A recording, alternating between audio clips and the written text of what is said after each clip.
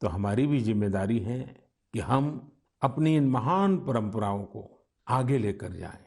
जो कालबाह्य है उसे छोड़ना ही है, लेकिन जो कालातीत है उसे आगे भी ले जाना है। हम अपने पर्व मनाएं, उसकी वैज्ञानिकता को समझें, उसके पीछे के अर्थ को समझें। इतना ही नहीं, हर पर्व में कोई न कोई संदेश है, कोई न कोई संस्कार है। हमें इसे जानना भी है, जीना भी है और आने वाली पीढ़ियों के लिए विरासत के रूप में उसे आगे बढ़ाना भी है। मैं एक बार फिर सभी देशवासियों को जन्माष्टमी की बहुत बहुत शुभकामनाएं देता हूं।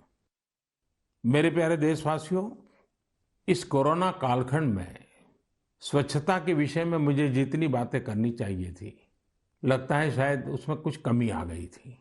मुझे भी लगता है कि स्वच्छता के अभियान को हमें रत्ती भर भी ओझल नहीं होने देना है।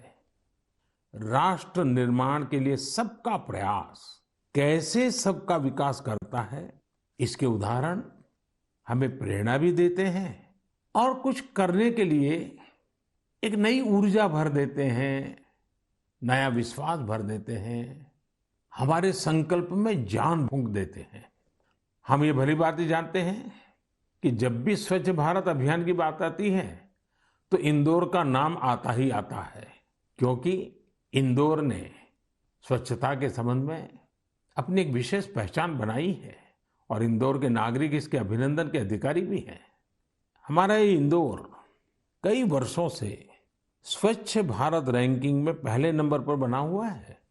अब इंदौर के लोग स्वच्छ भारत के इस रैंकिंग से संतोष पाकर के बैठना नहीं चाहते हैं, वे आगे बढ़ना चाहते हैं, कुछ नया करना चाहते हैं।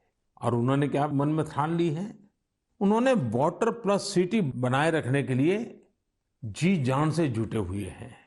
वाटर प्लस सिटी यानी ऐसा शहर जहां बिना ट्रीटमेंट के कोई भी सीवेज किसी सार्वजनिक जल स्रोत में नहीं डाला जाता।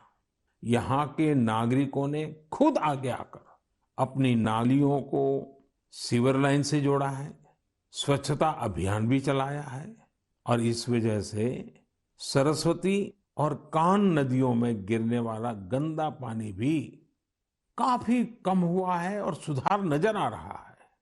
आज जब हमारा देश आजादी का अमृत महोत्सव मना रहा है तो हमें याद रखना है कि स्वच्छ भारत अभियान के संकल्प को हमें कभी भी मंद नहीं पड़ने देना है। हमारे देश में जितने ज्यादा शहर वाटर प्लस सिटी होंगे, उतना ही स्वच्छता भी बढ़ेगी, हमारी नदियां भी साफ होगी और पानी बचाने की एक मानवीय जिम्मेवारी निभाने के संस्कार भी होंगे। साथियों, मेरे सामने एक उदाहरण बिहार के मधुबनी से आया है। मधुबनी में डॉक्टर राजेंद्र प्रसाद कृषि विश्वविद्यालय और वहां के स्थानीय कृषि विज्ञान केंद्र ने मिलकर के एक अच्छा प्रयास किया है। इसका लाभ किसानों को तो हो ही रहा है, इससे स्वच्छ भारत अभियान को भी नई ताकत मिल रही है। विश्वविद्यालय की इस पहल का नाम है सुखेत मॉडल। सुखेत मॉडल का मकसद है गांवों में प्रदूषण को कम करना। इस मॉडल के तहत गांव के किसानों से गोबर और खेतों घरों से निकलने वाला अन्य कचरा इकट्ठा किया जाता है और बदले में गांव वालों को रसोई गैस सिलेंडर के लिए पैसे दिए जाते हैं। जो कचरा गांव से एकत्रित होता है उसके निपटारे के लिए वर्मी कंपोस्ट बनाने का भी काम किया जा रहा है।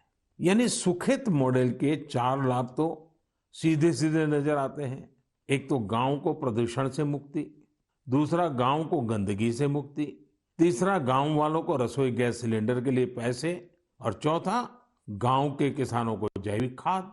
आप सोचिए, इस तरह के प्रयास हमारे गांवों की शक्ति कितनी ज्यादा बढ़ा सकते हैं। यही तो आत्मनिर्भरता का विषय है। मैं देश की प्रत्येक पंचायत से कहूंगा कि ऐसा कुछ करने का वो भी अपने यहाँ जरूर सोचें। और साथियों, जब हम एक लक्ष्य लेकर निकल पड़ते हैं ना, तो नतीजे का मिलना निश्चित होता है। आप देखिए ना, हमारे तमिलनाडु में शिवगंगा जिले की कांजीरंगाल पंचायत, देखिए इस छोटी सी पंचायत ने क्या किया। यहाँ पर आपको वेस्ट से वेल्थ का एक और मॉडल देखने को मिलेगा।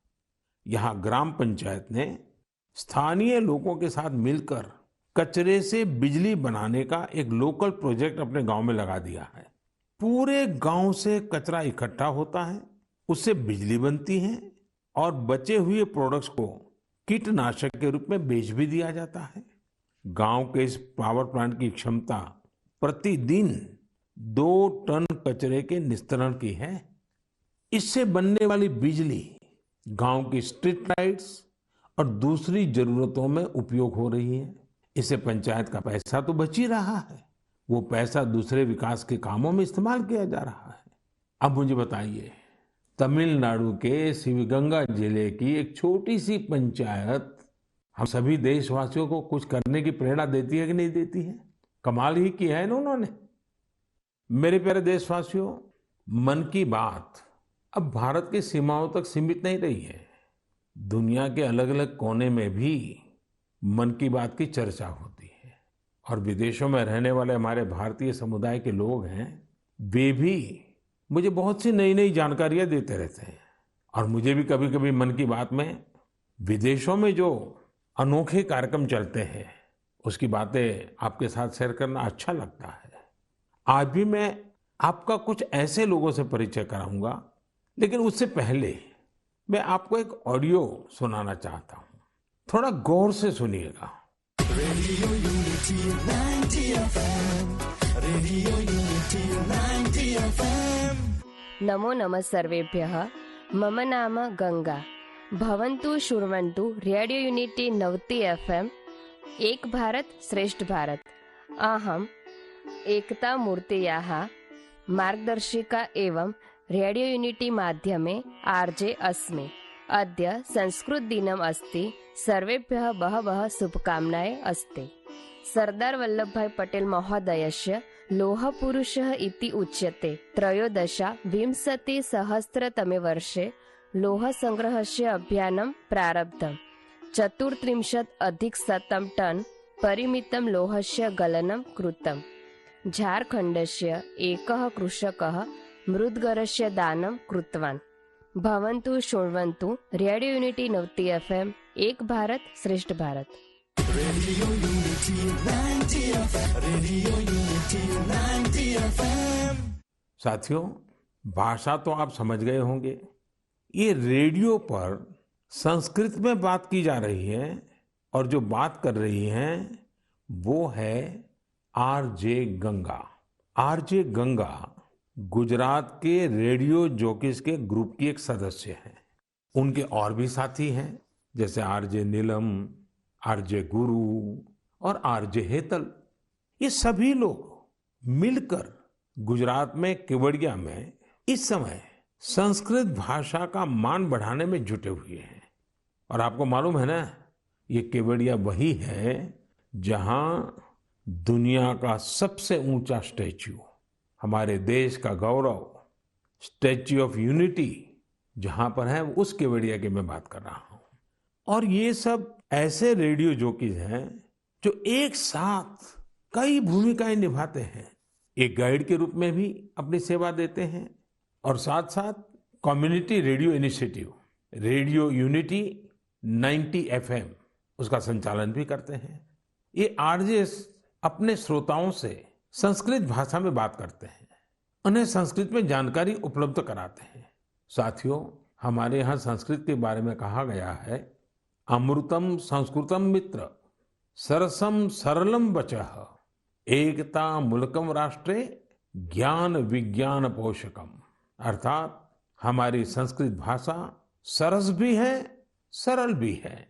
संस्कृत अपने विचारों, अपने साहित्य के माध्यम से ये ज्ञान विज्ञान और राष्ट्र की एकता का भी पोषण करती है, उसे मजबूत करती है।